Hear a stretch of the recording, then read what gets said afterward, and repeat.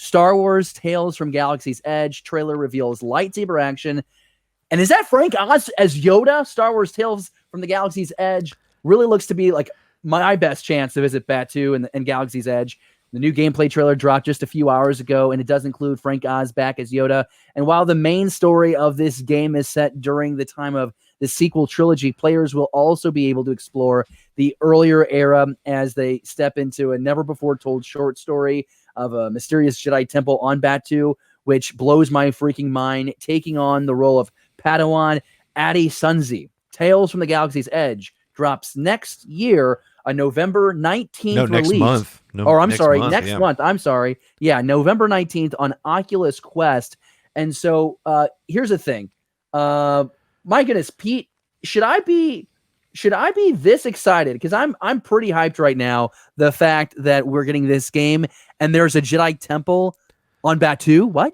Yeah. I was looking forward to this just because having been to Galaxy's Edge, to be able to go back in the virtual reality headset and check it out, I was excited to try that. But now seeing that there's action there, you have a blaster and you have a lightsaber and Yoda is I don't know how they're going to bring Yoda into it. I don't know how they're going to bring C-3PO and R2 into it, but to be able to interact with them, it was one thing to interact with Vader in Vader Immortal, which is an amazing experience on its own. But to be able to explore Batuu and go beyond what is on the Disney property should be really, really exciting and interesting. I've already tweeted that basically November 19th is going to be a completely shot day for me. I don't plan on doing anything other than being in virtual reality for the day. So that's funny. Arzu, you have the Oculus 2, and you've also been to Galaxy's Edge. I'm the only one that has neither Oculus or Galaxy's Edge on this show on my credits as a Star Wars fan. But when you saw this gameplay trailer, were you pretty excited? Because it seems like a different kind of story that we're going to be getting here with Tales from Galaxy's Edge compared to a Vader Immortal.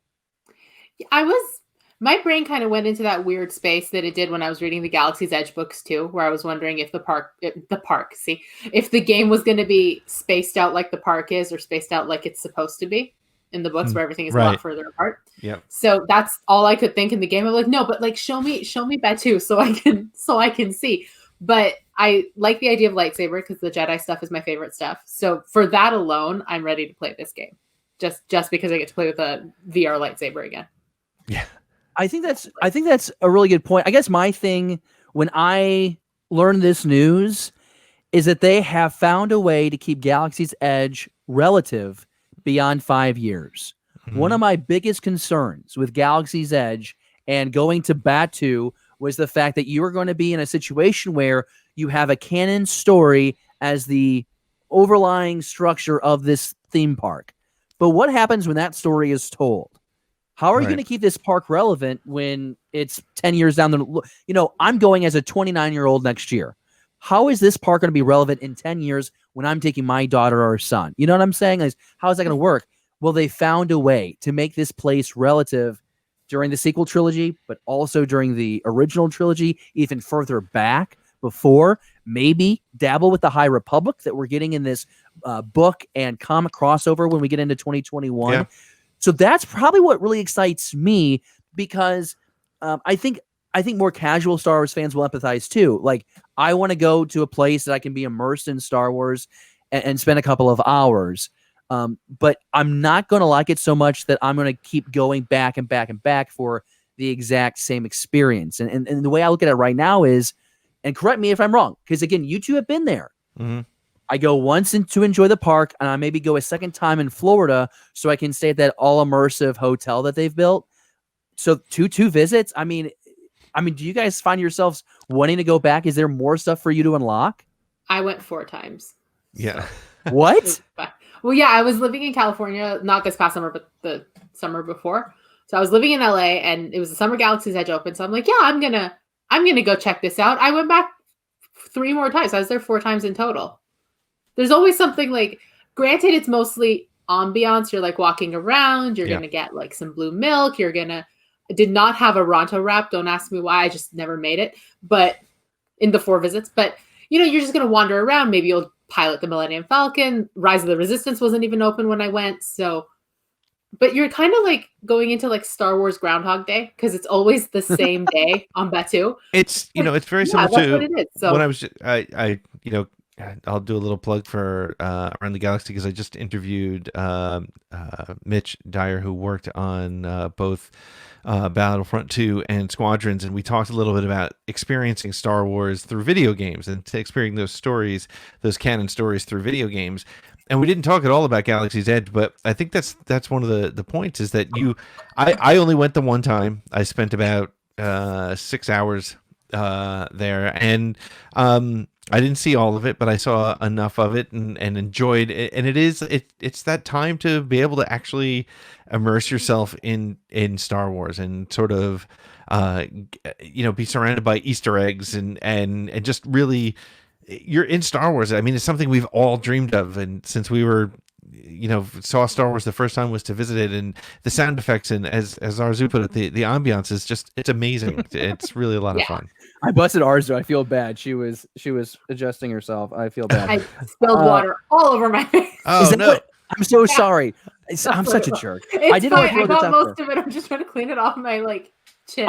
I'm gonna put myself full real quick because you mentioned the Ronto rap, right? Arzu? Yeah.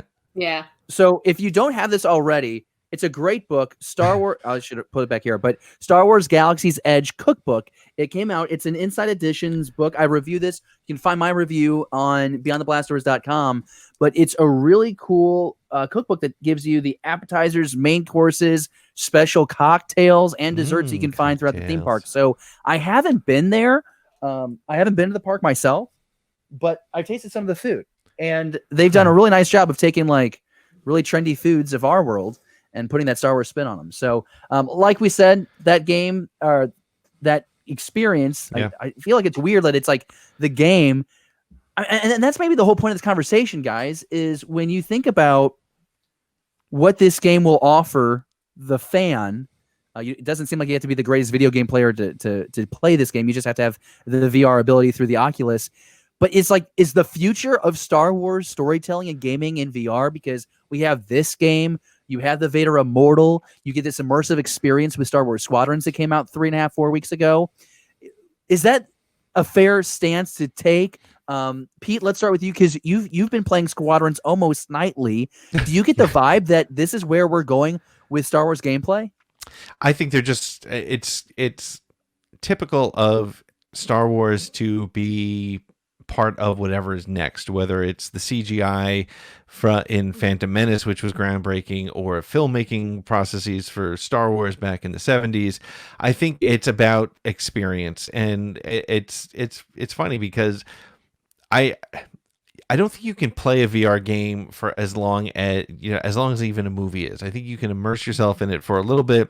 You can have the experience and move on. And so I think Star Wars is about experiences. I think, Jedi Fallen Order, I played that on the easy way because I wanted to get the story, but I experienced a new style of gameplay, which was great. So to answer your question, I don't know that necessarily VR gaming is the way stories will be told, but I think it's the way we'll be able to experience Star Wars. And I think they're being very, very smart about making certain experiences available, which expand the canon and expand the story without forcing you to. If you haven't played Vader Immortal, it's okay because that story isn't so important that you can't enjoy everything else. I want to play that game so badly. Apprentice Ewok says in the live chat, I went for 2 days and spent most of my time there. I was able to make it on the Rise of Resistance during my second day. So it sounds like he was luckier than most. Arzu, any last thoughts before we move on to the last topic? Did I cut you off there? No, I just told you should play Vader Immortal, and I stand by that comment. Would you say of all the Star Wars games that you've played, maybe you're in your top 5? Why is it your favorite one by far? Because again, it's Jedi based, my favorite stuff, and it just, you get so lost in the VR of it that, if I throw my lightsaber and I catch it, like my hand recoils a little bit. There's no weight. I'm not throwing anything, but it's so immersive that you kind of get lost in the story. And then too, the story itself is beautiful. Like I played the third part maybe a couple days after the Rise of Skywalker, and that made me feel a hell of a lot more than the Rise of Skywalker did. So Well, Any hey, opportunity to bash it, I swear. No, no, it because it ends on such an uplifting, like mythical note that I just recommend this game to anybody and everybody who can. we've offered a lot of Star Wars video game recommendations tonight, so be sure you check all those out. But again, Tales from Galaxy's Edge is due to release this year, November 19th. Thank you for watching Beyond the Blast Doors.